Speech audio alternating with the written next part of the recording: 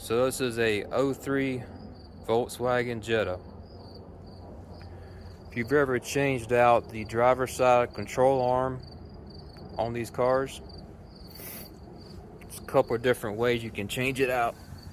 As you can tell, I already did the inner and outer tie rod ends.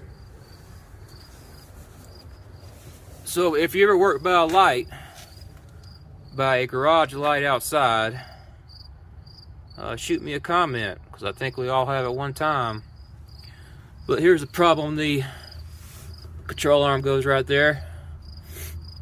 So there's a couple different options you can do. Either you can drop the subframe, get the bolt out. One guy was saying he unbolted the motor mounts, shoved the motor that way, got the bolt out. Undo the transmission pan, get the bolt out. So as you can tell, I've made a notch right there, and we're going to use, see, look at that, how smooth that is.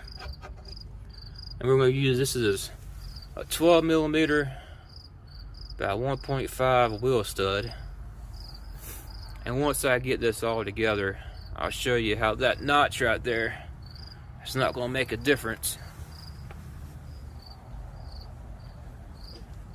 So this right here, it's called a Nordlock washer.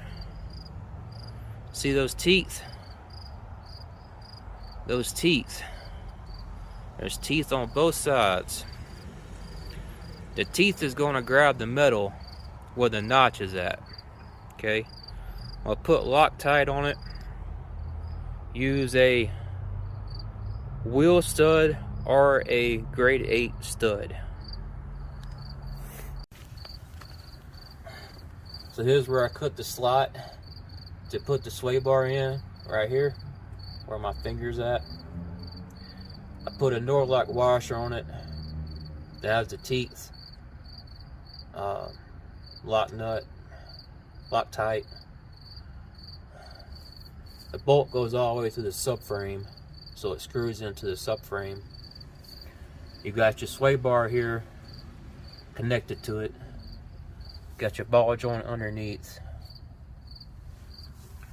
Tie rod ends, okay, and your other control arm bolt also connected to your strut.